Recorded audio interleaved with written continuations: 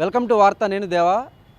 దాదాపు 8 నెలల తర్వాత మాజీ సీఎం బీఆర్ఎస్ పార్టీ అధినేత కేసీఆర్ అయితే మాత్రం తెలంగాణ భవన్లో మీడియా సమావేశం నిర్వహించారు. ఈ సమావేశంలో అటువైపు కాంగ్రెస్ ప్రభుత్వం అధికారంలోకి వచ్చి 2 ఏళ్ళు అయినప్పటికీ కూడా రాష్ట్రం అంతటా కూడా సర్వభ్రష్ట పాలన సాగుతుందని, అంటే రాష్ట్రంలో ఎక్కడా కూడా అటువైపు ఎన్నికల హామీల చెప్పినటువంటి 6 గ్యారంటీలు అయితేనేమి, అదేవిధంగా 420 హామీలు అయితేనేమి అమలు కావట్లేదని రాష్ట్ర ప్రజలు కాంగ్రెస్ని గెలిపించినందుకైతే మాత్రం బాధపడుతున్నారని అయితే మాత్రం కేసీఆర్ ఆరోపించారు. ప్రస్తుతం ఇదే విషయంపై మనతో పాటు మాట్లాడడానికి టీపీసీసీ మీడియా కమిటీ చైర్మన్ సామా రామ్మోహన్ రెడ్డి గారు ఉన్నారు. చెప్పండి సార్, మాజీ ముఖ్యమంత్రి దాదాపు 10 సంవత్సరాలు పాలన చేశాడు. అలాంటిది కాంగ్రెస్ ప్రభుత్వం వచ్చిన 2 సంవత్సరాలకే అటువైపు యూరియా కష్టాలైతేనేమి రైతులను పట్టించుకోవట్లేదు, అలాగే పాలమూరుకు అయితే మాత్రం చాలా నష్టం వాటిల్లుతుందని ఆరోపిస్తున్నారు. ఎట్లా చూడొచ్చు? ఇప్పుడు సింపుల్ క్వశ్చన్ అబ్బా. తెలంగాణ వచ్చినప్పుడు ఆయన మహబూబ్నగర్ ఎంపీ, అవునా? అప్పటికైనా మహబూబ్నగర్ ఎంపీయే. ఆ మహబూబ్నగర్ కూడా ఆయనకి ఏం సంబంధం లేకపోయినా తెలంగాణ నినాదమైనటువంటి నీళ్లు నిధులు నియామకాలు అనే స్లోగన్ నడిచింది, అవునా? దాని గురించే కదా వేల మంది అమరులయ్యారు. అట్లాంటి నీటి పంచాయతీ కృష్ణా జలాల్లో ఎక్కువ ఉంది, అంటే కృష్ణా పరివాహకంలో ఎక్కువ ఉంది.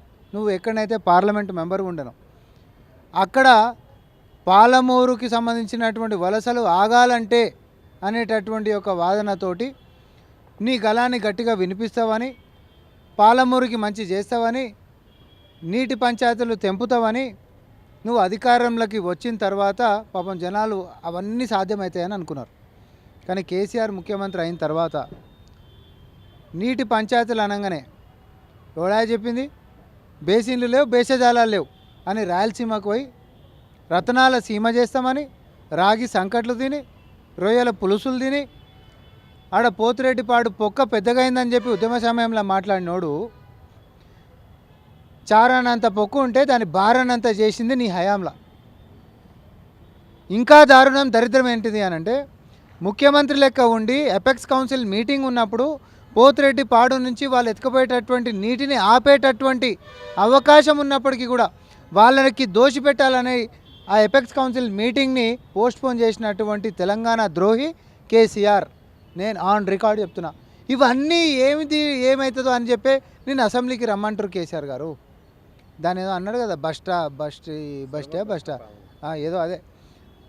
ఆ పాలన భస్మమయ్యేటటువంటి మీ బీఆర్ఎస్ పార్టీయా తేలిపోతుంది. అసెంబ్లీకి రండి. ఊకే ఇవన్నీ ఎందుకు?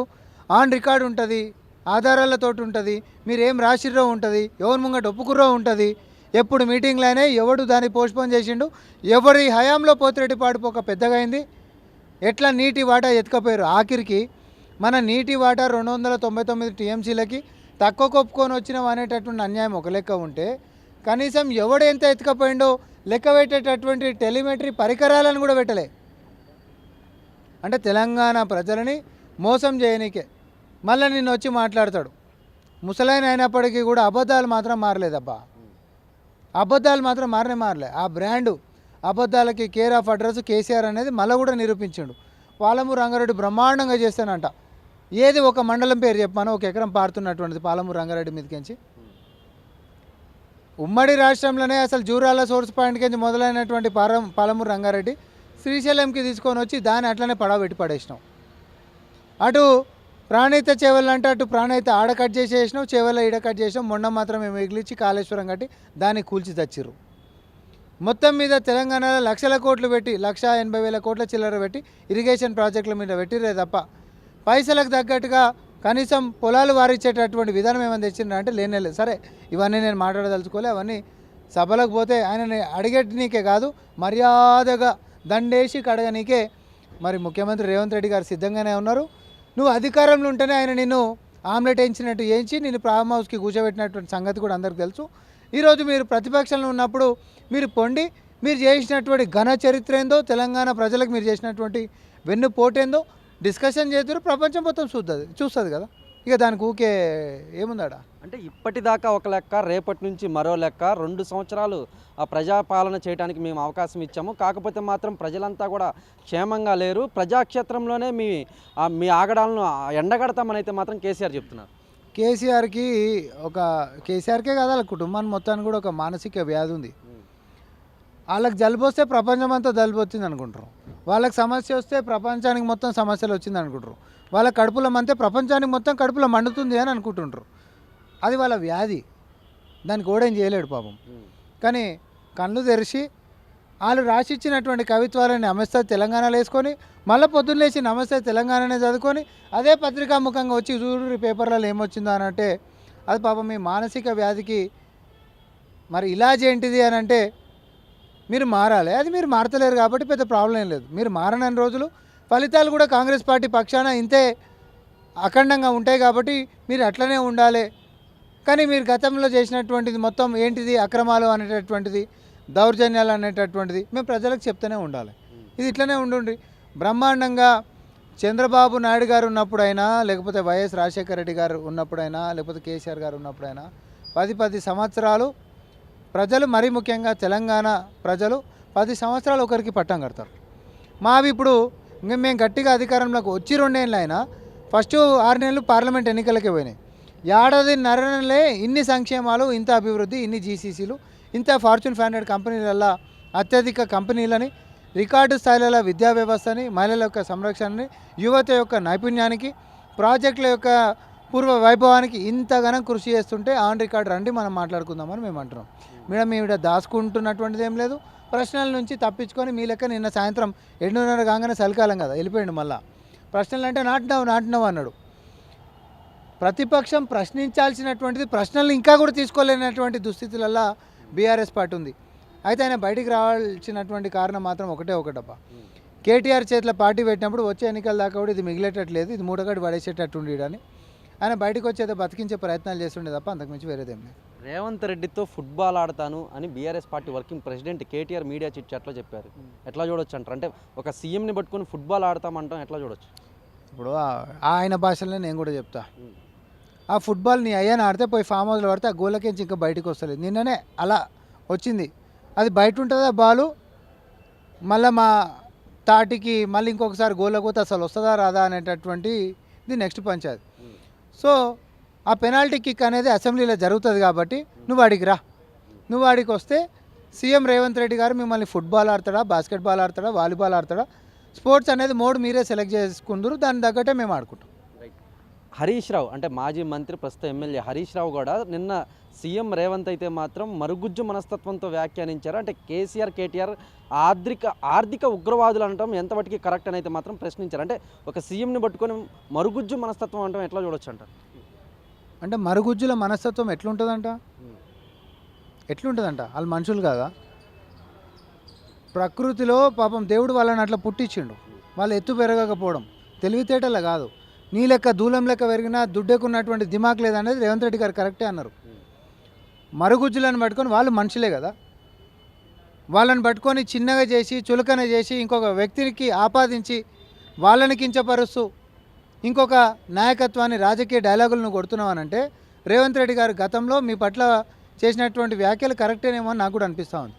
దూలం లెక్క పెరిగినవి తప్ప దుడ్డెక్కున్న దిమాగ్ నీకు లేదు. అందుకని నిన్న నీ ప్రెస్ మీట్ కాడికి పోతే కనీసం నీకు కుర్చీ ఇచ్చేటటువంటి దిక్కు లేదు. నేను పోతే నేను అలిగిని పోతుంటే మళ్ళీ ఏదో పట్టుకొని గుంజుకొచ్చే ప్రయత్నాలు చేస్తూ ఉన్నారు. నిన్న కేసీఆర్ గారు కూడా అన్నారు, ఏడనన్నా పోతే సావు మీద మాట్లాడుతారు. సావు మీద మేము మాట్లాడతలే, హరీష్ రావు గారు మాట్లాడుతారు.